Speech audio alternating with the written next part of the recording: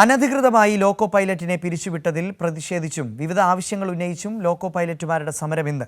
രാജ്യത്തെ ലോക്കോ പൈലറ്റുമാർ 36 മണിക്കൂർ നിരാഹാര സമരം നടത്തും. ജോലി എടുത്തുകൊണ്ടായിരിക്കും പ്രതിഷേധം. ഇന്ന് രാവിലെ 8 മുതൽ നാളെ രാത്രി 8 വരെയാണ് രാജ്യത്തെ ലോക്കോ പൈലറ്റുമാർ നിരാഹാര സമരം നടത്തുന്നത്.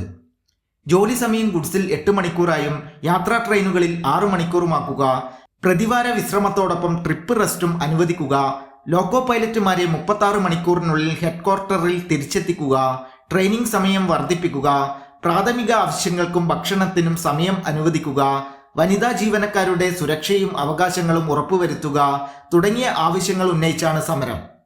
ജോലിയെടുത്തുകൊണ്ടാണ് ലോക്കോ പൈലറ്റുമാർ സമരം നടത്തുക എന്ന് all India loco running staff association ഭാരവാഹികൾ പറഞ്ഞു. ഒന്ന്, വീക്കിലി റെസ്റ്റ് 40 മണിക്കൂർ ഞങ്ങൾക്ക് തരണം. റെയിൽവേയിലുള്ള മറ്റെല്ലാ ജീവനക്കാരും 60, 64, 68 മണിക്കൂർ വീക്കിലി റെസ്റ്റ് അനുഭവിക്കുമ്പോഴത്തേക്ക് റണ്ണിംഗ് സ്റ്റാഫിന് ലഭിക്കുന്ന വീക്കിലി റെസ്റ്റ് എന്ന് പറയുന്നത് ഇന്നും 30 മണിക്കൂർ മാത്രമാണ്.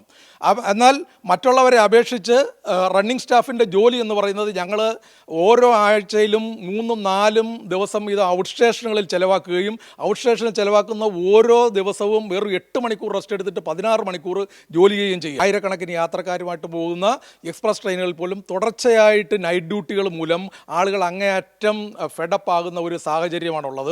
ലോക്കോ പൈലറ്റുമാരുടെ സമരം ട്രെയിൻ ഗതാഗതത്തെ ബാധിക്കില്ല. 2024 ജൂലൈ 1 മുതൽ 28 ദിവസം സമരം നടത്തിയിരുന്നു. ലോക്കോ പൈലറ്റുമാരുടെ ആവശ്യങ്ങൾ പരിഗണിക്കാമെന്നും ശിക്ഷാ നടപടികൾ റദ്ദാക്കുമെന്നും റെയിൽവേ മന്ത്രിയും ദക്ഷിണ റെയിൽവേ ജനറൽ മാനേജരും നൽകിയ ഉറപ്പിന്മേലാണ് അന്ന് സമരം പിൻവലിച്ചത്. കൈരളി ന്യൂസ്, പാലക്കാട്.